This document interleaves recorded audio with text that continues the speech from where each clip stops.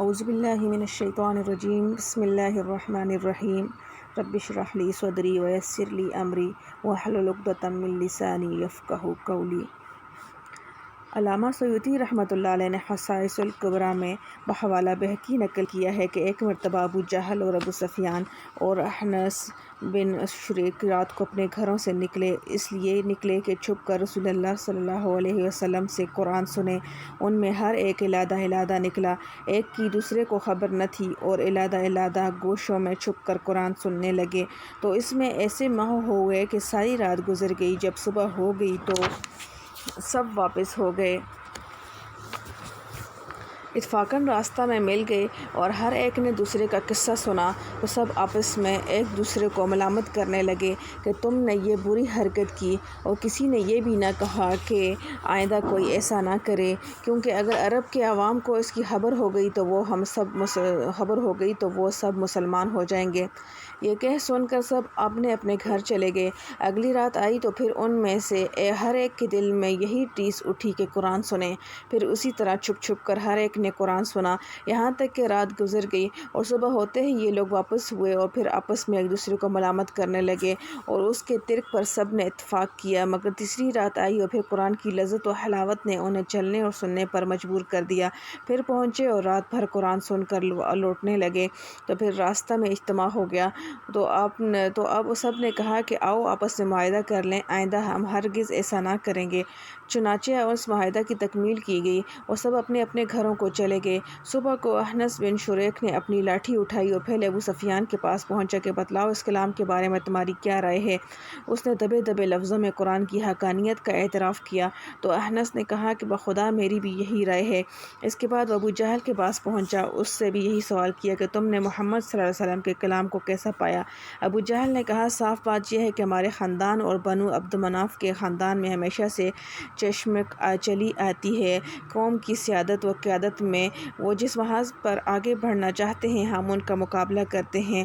انہوں نے سخاوت و بخشش کے ذریعے قوم پر اپنا اثر جمانا چاہا تو ہم نے بھی اس سے بڑھ کر یہ کام کر دکھایا۔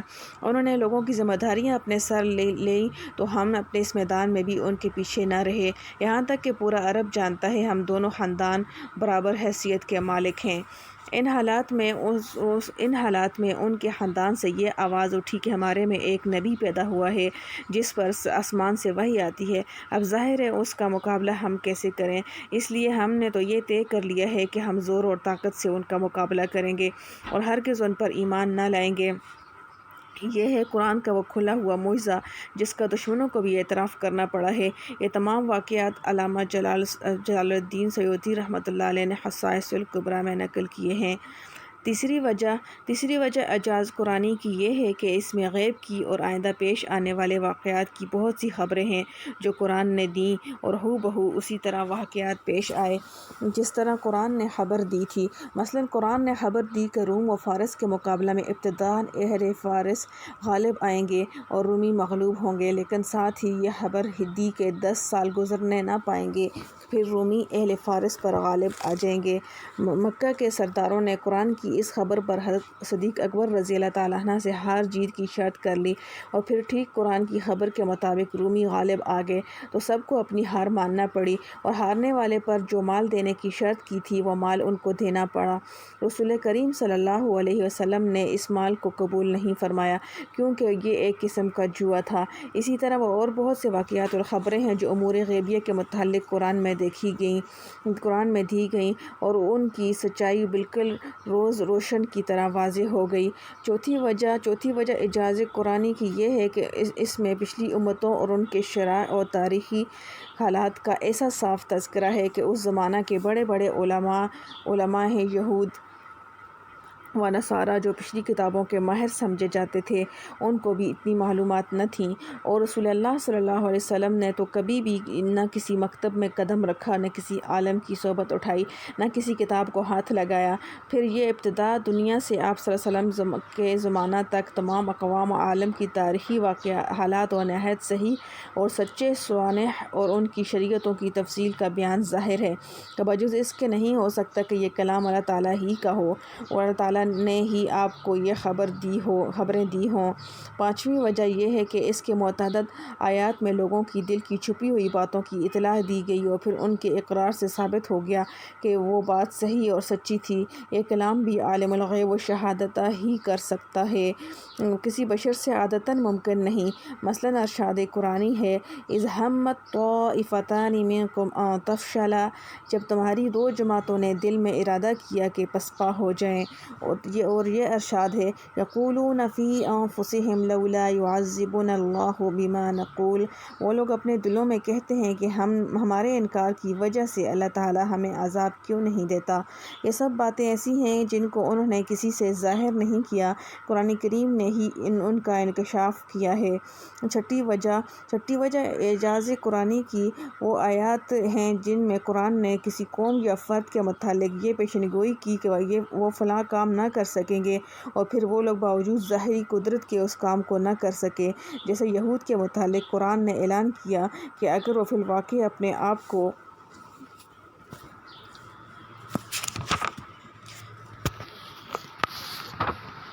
اللہ کے دوست اور ولی سمجھتے ہیں تو انہیں اللہ کے پاس جانے سے محبت ہونا چاہیے، وہ ذرا موت کی تمنا کر کے دکھائیں۔ اور پھر ارشاد فرمایا وَلَن يَتَمَنَّوْهُ أَبَدًا، وہ ہرگز موت کی تمنا نہ کر سکیں گے۔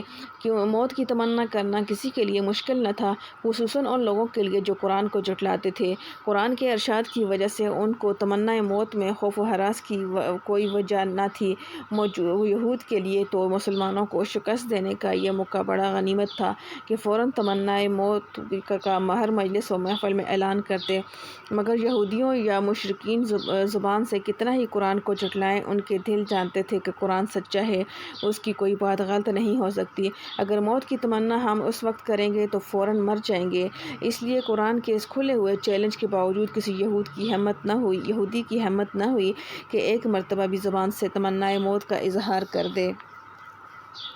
ساتویں وجہ وہ خاص کیفیت ہے جو قرآن کے سننے سے ہر خاص و عام اور مومن و کافر پر طاری ہوتی ہے۔ جیسے حضرت جبیر بن مطعم رضی اللہ تعالیٰ عنہ کو اسلام لانے سے پہلے پیش آیا کہ اتفاقاً انہوں نے رسول اللہ صلی اللہ علیہ وسلم کو نماز مغرب میں سورہ طور پڑھتے ہوئے سنا۔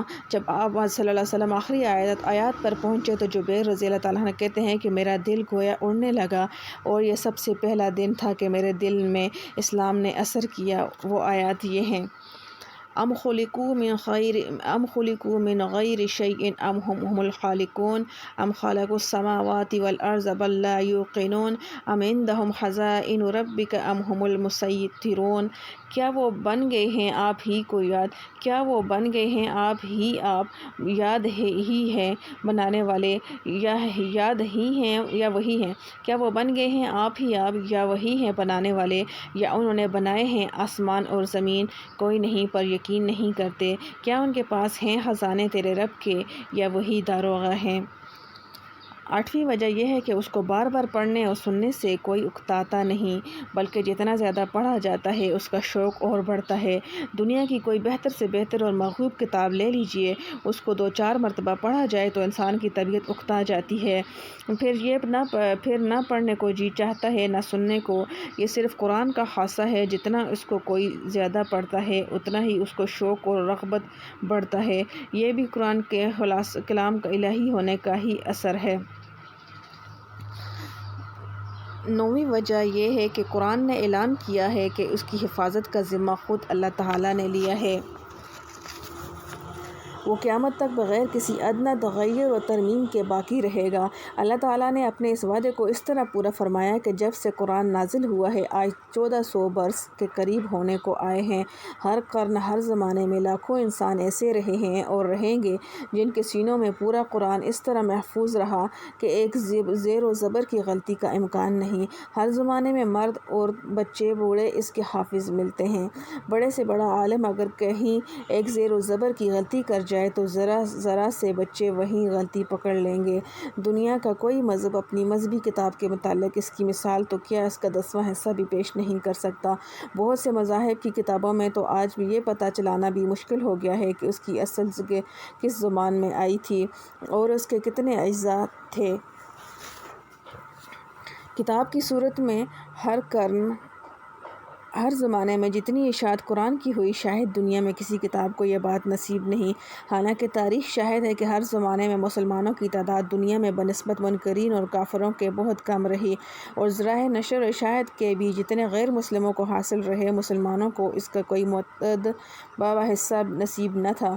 مگر ان باتوں کے باوجود کسی قوم، کسی مذہب کو کوئی کتاب دنیا میں اتنی شائع نہیں ہوئی جتنا قرآن ہوا۔ پھر قرآن کی حفاظت کو اللہ تعالیٰ نے صرف کتابوں اور صحیفوں پر موقوف نہیں رکھا جن کے جل جانے اور محو ہو جانے کا امکان ہو، بلکہ اپنے بندوں کے سینوں میں بھی محفوظ کر دیا۔ اگر آج ساری دنیا کے قرآن معاذ اللہ نابود کر دیے جائیں تو اللہ کی یہ کتاب پھر بھی اسی طرح محفوظ رہے گی۔ چند حافظ مل بیٹھ کر جائیں تو چند گھنٹوں میں پھر ساری کی ساری لکھی جا سکتی ہے۔ یہ بے نظیر حفاظت بھی صرف قرآن ہی کا خاصہ اور اس کے کلام الہی ہونے کا نمایاں ثبوت ہے کہ جس طرح اللہ کی ذات ہمیشہ باقی رہنے والی ہے، اس پر کسی مخلوق کا تصرف نہیں چل سکتا، اسی طرح اس کا کلام بھی ہمیشہ تمام مخلوقات کی دستبردار و تصرفات سے بالاتر ہو کر ہمیشہ ہمیشہ باقی رہے گا۔ قرآن کی یہ پیشن گوئی 1400 برس تک مشاہدہ میں آ چکی ہے اور تا قیامت انشاءاللہ تعالی آتی رہے گی۔ اس کھلے معجزے کے بعد قرآن کے کلام الہی ہونے میں کیا کسی کو شک و شبہ کی گنجائش رہ سکتی ہے؟ الحمدللہ الحمدللہ حمدًا کثیرًا طیبًا مبارکًا فیہ کما یحب ربنا ویرضی، صلی اللہ علیہ وآلہ وسلم۔